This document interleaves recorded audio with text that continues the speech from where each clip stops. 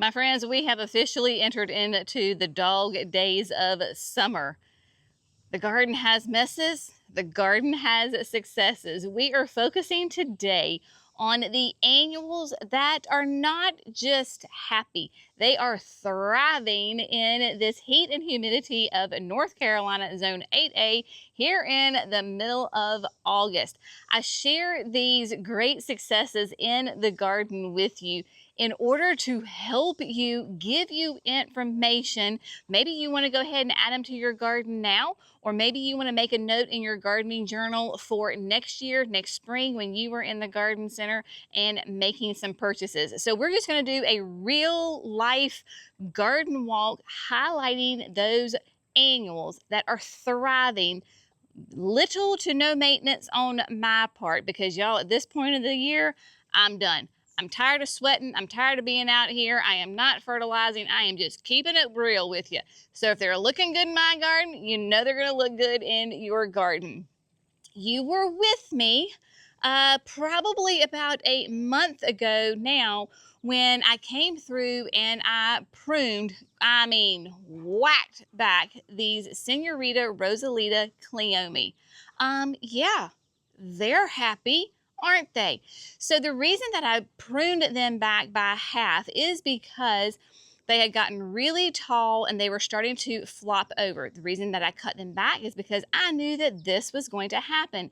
They are thick. They are beautiful. We've been getting crazy summer thunderstorms, and look at that. So incredibly happy. This is the one that was completely flopping over the sidewalk.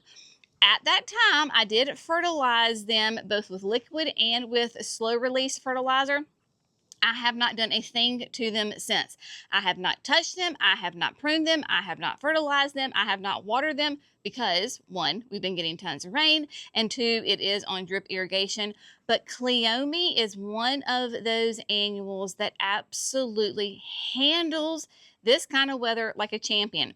Whether you want to do the Senorita Rosalita with these beautiful pink flowers, or Senorita Blanca with the white flowers. So Cleome absolutely handling this like a boss. If you have been around me for any length of time in the summertime, this is the teacher coming out of me, okay? All right, class, what is Jenny's probably #1 favorite annual for late summer? That's right. Caladiums, my friends. Oh my gosh. I keep adding caladiums because it is not too late to add caladiums to my garden, and they rock stars. You can see caladiums grow before your very eyes here in the South during the late summer. They are thriving. I have them in so many different containers. Right now, I have them mostly in containers as opposed to the landscape. And that's just simply because my containers were filled with like early spring annuals. And so I switched them out, put caladiums in them. Y'all, beautiful, absolutely stunning. These urns are on drip irrigation. We haven't been running it lately because we've been getting so much rain, but they are doing great. Same caladium over here that I have in the raised deck boxes, so you can see how well that one is doing. And then we're going to take a little step back here, have the same ones in the hanging baskets. The great thing about those hanging baskets is that they have little hooks that rotate, so I can rotate the caladiums so that they get even amounts of sun. But my gosh, y'all, there you go. Caladiums for sure. And you know me, because I have got caladiums in all sorts of places. So you were with me, I think, when we planted all of these. And then, of course, I added some creme brulee, which is, let's just be honest, I love them all. But look at creme brulee. So creme brulee here is in the container, that unique stone kind of trough, doing really, really well. And this is one of those examples where the tag says that it needs to be more in the shade, but last year I had it in this general spot, and my gosh, it did phenomenal. So we love caladiums this time of year. Now, the one I'm going to show you next, this is going to be an example of messes and successes. The plant, massive success. The mess comes from the fact of the rabbits like to hide in this flower bed. And have you met my 100-pound-plus German Shepherd? So she likes to chase the rabbits. And when her nose is on a rabbit or her eyes are on a rabbit, she kind of loses her mind and she forgets that those are flowers and she should not be running through there. That was just a little asterisk so you can understand why it looks like this. So example, right? So you can see some of these salvias are they're flopping over. They've been pushed, and that is because of the rabbits and Brenna chasing each other through this flower bed. But I digress. Salvia. This is specifically the unplugged blue salvia, so it's a more petite salvia. Unbelievable, y'all. That is covered in pollinators. Of course, it loves the full sun, so I've got butterflies, I've got bees, you name it. It is a great summer annual that absolutely thrives. And in fact, the Unplugged So Blue for me in North Carolina at Zone 8A will be a perennial. Half of this bed, and I hate to even show it to you because y'all, it just looks a little rough because of the destruction. But half of these plants were planted last year and they came back really well. And then I came through and then filled in some of the gaps because last year I had other plants in here too. So there were some gaps because of that. But your salvia, this is one that blooms entire season long. This is why I prefer annual salvia over like perennial salvia, because I just get massive blooms continuously throughout the entire summer, and it is unbelievable. Now, if you are not growing in your garden the Aromagica purple heliotrope, this is when she is starting to shine. In the spring, she's a little slow. She loves it hot. I have done nothing, y'all. No water soluble, no slow release other than when I planted it, nothing. This will go all the way through, like when I had it at the garden center in a bed, went through November, and the pollinators just go crazy. All kinds of pollinators go nuts over this heliotrope. It is amazing. Nice and mounded habit on it. We're going to step here into the shade just for a second. So when I'm talking about these annuals, right? So we're just focusing on annuals in this video. So annuals that are thriving. So when I talk about this, I mean that like my criteria, one, they got to look good right now. So that's the obvious, right? So they look good. They're still continuing to flower or have the foliage that they're supposed to have. Japanese beetles, could care less. Aphids, not a problem. Budworms, nope. Caterpillars, nope. High maintenance, you know, high levels of fertilizing required. So again, this is the time of year I get tired. It is, I've told you like this before, I feel like we live in Groundhog Day as far as the weather. It's in the upper 90s, well not the upper 80s into the 90s. It has been in the upper 90s. Humidity is out the roof. Dew point is out the roof. You walk outside and you immediately begin to sweat, no matter where you are, even in the shade. I get exhausted. I don't want to be out here fussing over plants, you know, fertilizing, deadheading. It is what it is as far as that goes. So this is why we're focusing on these beautiful plants that just give us gorgeous color. Now, another annual that actually is a perennial for me. This should not come as a surprise, my friends. Oh, lemon coral sedum.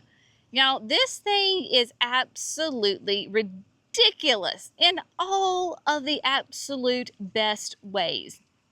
It is a perfect ground cover. It is happy. It spreads. It is this beautiful chartreuse color.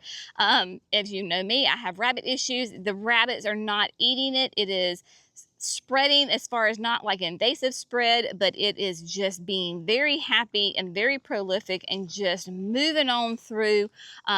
absolutely gorgeous. I have it here, I have it in the front yard, and in both places, low maintenance, high performers. So lemon coral sedum, definitely an absolute rock star in the late summer garden. Look at this. Your annual grasses. So this is the great purple fountain grass, right? And I actually have two of them. I think the one either is getting smushed by the hydrangeas, or we had a little collapsing during a summer thunderstorm. But this one, she looks great. The other one looks great too. It's just a little whopper-jawed. So here we go, the purple fountain grass, beautiful. Now it most definitely is an annual for me. That beautiful, rich, near black purple foliage, got those beautiful plumes to it. It is stunning. I also have it in the backyard. So let's go look at the backyard right quick too. So any of your annual grasses and even like your perennial grasses, they are loving it. They love the heat and humidity of the end of the summer. So they are rock stars. So whether you go with the purple fountain grass that I did this year, I did that because I wanted that color contrast. I have enough green. I just wanted to go through and have really, oh, look at that. Oh, just so much fun. I wanted to have that contrast in the garden. So that's why I did purple fountain grass. Another favorite, of course, is the fireworks, which will give you like the red, skyrocket. Thank you, though. Skyrocket will give you green and white, but yeah, I mean right here, right? So there's actually three of them. I probably honestly could have gotten away with one. Right next to the Gatsby Glow Ball, of course, we've got the spireas right here, but it just brings, look at that. The breeze is very slight. It is not like a windy day whatsoever, but the slightest little breeze gives me that movement in the garden. Oh my goodness, they are just phenomenal in the garden. Love the grasses. And I know some of you are going to say, well, maybe, will it be a perennial for you? Y'all, I have left them in the garden so many times to see if they come back. They don't. So that is most definitely a annual for me. Now, some of these you're going to say, oh my gosh, they're such divas for me. Well, they can be in the beginning of the season, but man, they just pull it out. This is, of course, some SunPatiens. SunPatiens with that purple fountain grass. I've got two sections of them right here at the base of the steps. I love SunPatiens, especially this time of year. Now, yes, in the beginning of the spring, when I planted them, they were divas. I had to come out here and I had to water them like every other day. They got heat wilt. They would just be so limpy and pitiful and all the things. Well, their roots have found their feet and they are great. So I personally absolutely love SunPatiens for the end of the summer, because on this particular one, I can't remember if this is rose glow or purple something. But it has the dark foliage with those hot pink blooms on it, and it just makes a beautiful statement, right? Again, bugs don't like it. Once we get past the diva stage early on in the season, then it absolutely just rocks it out and is phenomenal in the garden. Yep. All right. Now, I got some more. We got to walk around to the front of the house. As we walk around to the front, you can see the lemon coral is here, right? Lemon coral sedum. Look at this. Completely squirrel moment, but look at my sweet little Perfecto Mundo pink carpets. Oh my gosh, there's a weed. Who cares? We're going to focus on the beauty. Focus on the beauty, my friends. There we go. She's blooming. But yeah, so the lemon coral right around here, doing great. This is not on irrigation at all, and they are doing great. The Ageratum, the Artist Blue Ageratum, these two are ones that, this was a beautiful surprise for me a couple of years ago. I planted these, not in this spot, but another spot, and I thought, okay, well, they'll be great for the spring, right? And then the summer's going to hit, and I'm going to take them out. No. They just kept on going. Love this plant, right? So just so you know, in each clump here along the pathway, there's two plants, right? So two grande plants. But these nice little tiny petite blue, purple flowers, Just beautiful, rocking it out, handling it like a champion, just like the Lantana, my friends. Look at this. Lantana in the south is such an amazing annual. Butterflies galore all over your Lantana. Where I am in North Carolina, it will depend as far as the variety of the Lantana, whether or not it will be a perennial for me.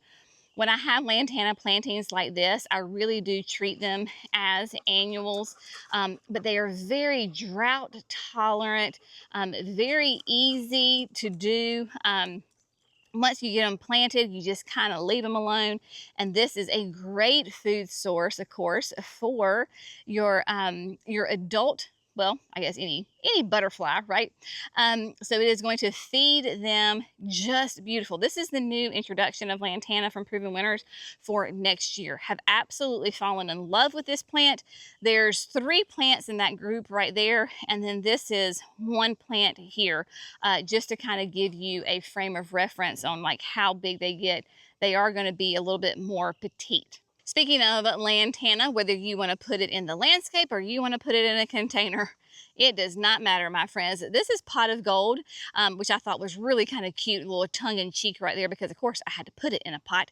This is a nice petite one. Obviously, you don't want to put a mammoth Lantana like Miss Huff into a container this size.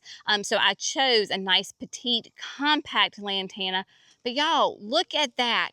Is that not ridiculous? Gorgeous, big bird yellow blooms on it. Just absolutely rocking it out here in the cottage garden in a container. Yes, sirree. And then, again, if you know me at all, this time of year, what do I rave about? Begonias. Begonias, these are not your grandmama's begonias. These make such a beautiful impact. This is the Surefire Cherry Cordial, and I tell Jerry, we were actually talking about that this morning, and I said, this is the very reason why I wanted to plant these this year here.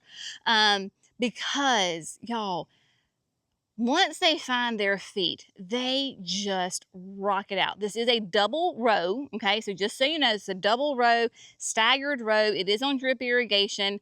And so getting it through the heat dome was a bit of a struggle because they just couldn't keep enough water on this. And when I say this is a hot spot, it is a hot spot.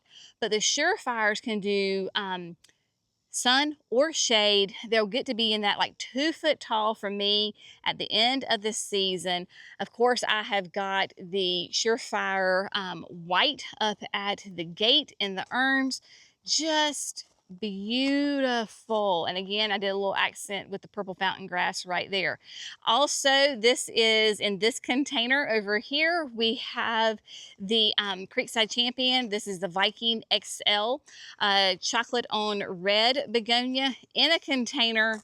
Oh my gosh, the big difference between this guy and like the Surefire Cherry Cordial is the size. This is going to get bigger and maybe not as quite full sun tolerant as the Surefire, but you can put it in a container like I did and just enjoy that huge big pop of color.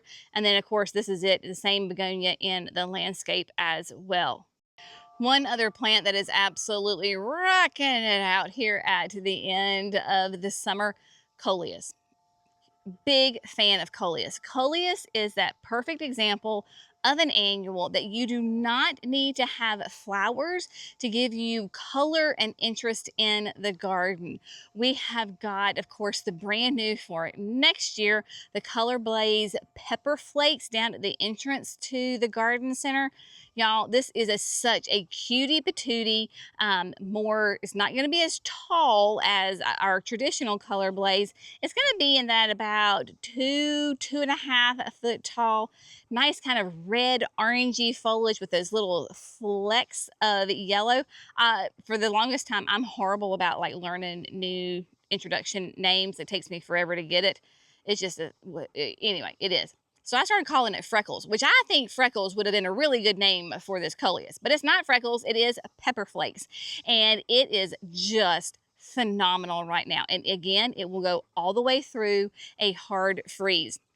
The freeze will take it out, right? So again, doing these videos to give you inspiration and to show you, to give you options as you come into August. Your garden does not have to peter out. Are there plants, annuals in my garden that have petered out, that I've ripped out, that I've said, okay, you're done? Absolutely. I'm looking at you, Supertunias and Nemesia, right? So there are certainly plants that I have, annuals that I have pulled out because they just couldn't really hang with the heat and the humidity.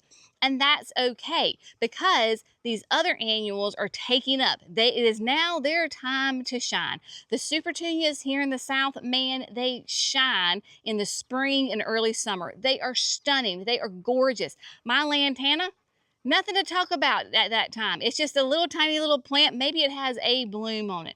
That is not its time to shine. Its time to shine is right now. So that's why we do this, because we are constantly talking about adding interest to your garden for 4 seasons of color.